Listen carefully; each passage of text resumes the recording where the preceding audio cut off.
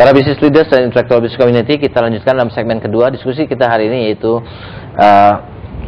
the new powerful model of employee motivations. Dan masih bersama kita Pak Gunadi Sinuwinata, beliau adalah Presiden Director dari Indomobil Group.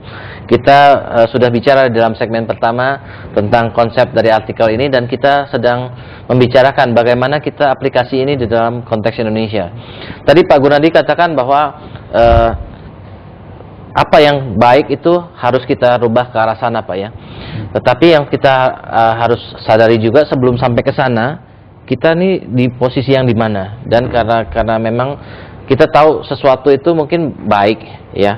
Tetapi kalau memang keadaannya sekarang itu belum siap untuk ke sana, kita paksakan, mungkin hasilnya malah tidak baik, ya, secara keseluruhan. Contohnya misalnya Pak Gunadi bilang keterbukaan, ya, keterbukaan, pay for performance itu juga harus terbuka. Apakah bisa kita terapkan? Kita nggak ngomong contohnya langsung Indomobil lah, gitu ya, kan very frontal nanti. Tapi kita bisa katakan, apa benar kita bisa terapkan? Apakah memang presiden director gajinya harus diumumkan juga, KPI-nya harus diumumkan, kemudian semua orang juga harus diumumkan gajinya berapa, dia punya insentif berapa, dan dia punya KPI apa, dan pencapaiannya berapa, begitu? Saya pikir masalahnya bukan itu. Jadi kita perlu memberikan satu yardstick, ya, satu benchmark bagaimana kita mengukur yang disebut KPI tadi. Ya. Jadi KPI-nya kan transparan sebetulnya. Yes. Ya. Sedangkan hal-hal lainnya memang itu terkait pada satu kompetensi dari person itu sendiri. Ya. Yang kedua level di mana dia ditempatkan. Right. Yang ketiga tentunya kita harus mengkaitkan ini ke seluruh performance dari perusahaan, gitu, ya. Yang saya mau katakan transparansi adalah bagaimana mengukur bahwa dia mencapai apa yang kita tentukan sebelumnya. Jadi ini adalah suatu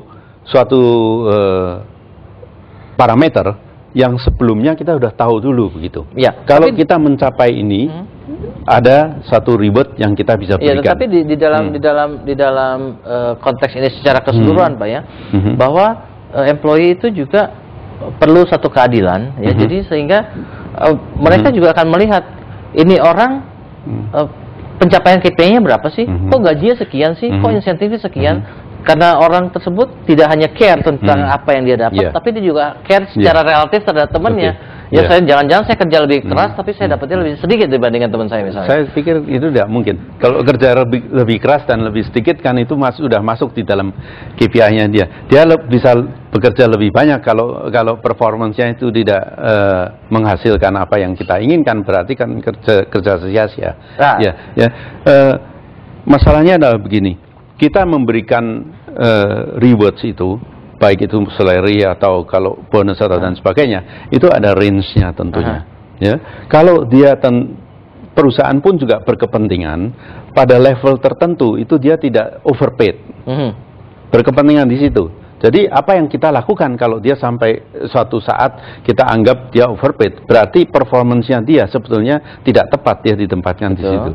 Kita harus memikirkan bagaimana kita bisa mengallocate jobnya dia, sehingga performance dengan jobnya juga dengan tanggung jawabnya itu akan balance, begitu. Saya kira ini yang penting. Kita lagi masih ngomong tentang transparansi. Iya, betul. Jadi Pak Gun bilang tadi katakan bahwa yang transparan adalah KPI-nya dan bagaimana pencapaiannya. Itu transparan terhadap siapa ini, Pak? Terhadap orangnya ataupun terhadap peers-nya diumumkan juga, dan juga apakah transparansi tentang berapa gaji orang dan berapa insentifnya dan berapa KPI-nya itu sebenarnya tidak perlu ditransparankan. Sebetulnya begini, kalau seseorang ditempatkan pada jabatan tertentu, katakan Mr. X baru datang masuk ke perusahaan, itu dia ada penggolongan, kan. Nah, penggolongan itu kan transparan sebetulnya. Dalam range skala gaji yang dia jadi penggolongannya aja yang transparan. Enggak sampai level individual ditransparankan. Itu tidak bisa. Artinya begini, sesuatu yang adil itu belum tentu sama. Right. Kita harus jelas. Tapi dulu. Justru di dalam artikel ini dikatakan ya dengan transparan orang juga diberitahu reasons-nya kenapa dia sekian, kenapa dia sekian gitu kan. Artikel ini kan memberikan rumusan untuk mendorong kita mempunyai satu performance, mendorong supaya kita termotivasi untuk mencapai sesuatu yang lebih, gitu, ya kan? Dengan beberapa key indicators yang transparan, itu sebetulnya pada dasarnya di situ. Saya pikir konteks di Indonesia pun juga bisa berlaku demikian dengan apa yang tadi saya sampaikan gitu. Kalau range ini kan memberikan kebebasan bagi perusahaan atau atasan untuk menentukan he is the right person in that level, dan dia memang bisa enjoy dalam range rewards yang sudah ditentukan. Nah, tentu kita tidak bisa lepas dari, baik transparansi itu pun tidak bisa lepas dari subjectivity. Ya, maka perlu adanya counseling di situ. Jadi sebelum dia kita jatuhkan vonis untuk mendapatkan satu reward tertentu, kita sudah mengadakan counseling begitu. Itu pun juga kalau memang paling tidak kan 1 tahun sekali bisa dilakukan, sehingga mendorong dia ditempatkan pada suatu tempat yang katakan adil tadi. Belum tentu sama, tapi adil gitu. Mungkin ada pertanyaan dari Ibu Mariko, please. Selamat siang, terima kasih atas waktunya. Saya sangat setuju dengan semua yang tadi sudah dikatakan mengenai rewarding system, KPI, kemudian job desk dan segala macam. Tapi kelihatannya faktanya biasanya yang terjadi kalau katakanlah kita sudah memberikan rewarding yang khusus kepada sales manager yang sudah katakanlah tahun kemarin sudah bisa menyelesaikan targetnya 1 billion, 2 billion rupiah, let's say. Tetapi sering terjadi bahwa si talenta ini tidak bisa meng-keep atau memaintain dia punya kinerjanya untuk tahun-tahun berikutnya.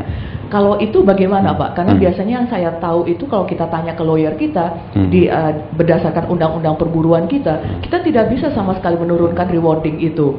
Kita ada suatu keterpaksaan bahwa kita tetap harus meng-keep gaji atau remunerasi yang sudah kita berikan kepada mereka ini. Bisa minta tanggapannya, Pak? Baik, saya kira ini pertanyaan sangat bagus karena kita setiap hari dihadapkan pada masalah ini. Ya, jadi memang betul kalau justru saat ini kita lihat apa yang terjadi, khususnya umpamanya kalau kita bandingkan dengan kawan-kawan kita yang ada di Jepang. Mengapa mereka ini dalam suasana yang demikian itu willing to cut the rewards atau bahkan salary begitu ya? Apa sih sebetulnya dasarnya ke sana?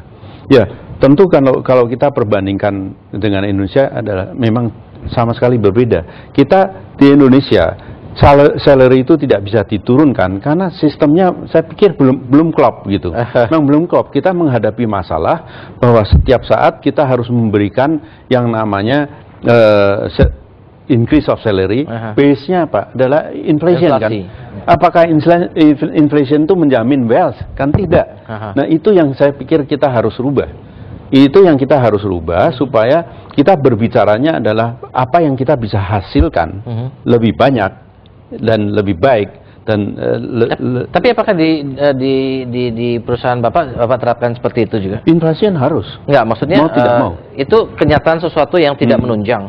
Tapi how did you do it? Ya, ini tidak bisa, justru itu. Memang kita ada masalah di peraturan kita lah. Di undang-undangnya yang kita harus pikirkan bagaimana caranya yang terbaik memberikan kompensasi dari department ke department, section ke section juga memang ada sedikit perbedaan. Kalau kita berbicara mengenai salespersons itu mereka mempunyai basic salary dan commission ya, jadi jelas dia performance dia semakin banyak dia bisa jual, commissionnya dia juga semakin banyak. Nah, ya basic salary ini yang tadi dikatakan kita tidak bisa. Iya, basic salary kita nggak bisa. Jadi dia tidak bisa. Tapi ini pun di negara kita ini harus kita rubah. Gitu. Peraturannya harus dirubah. Ya, harus rubah supaya bisa memberikan keleluasan untuk menilai kinerja ya. Karena kan yang kita kejar cuma inflation rate, dan jelas di Indonesia ini kita hidup dengan inflasi gitu. Ini yang salah gitu. Itu yang harus dirubah secara bisnis. Oke, Pak Kang, kita harus break untuk masuk ke dalam segmen berikutnya. Para business leaders dan intellectual business community, bila Anda ingin berpartisipasi, SMS ke 0896 kali 788. Anda bisa bertanya, memberikan pendapat ataupun komentar terhadap topik kita ataupun program CEO Reference. Kita break untuk masuk ke dalam berikutnya.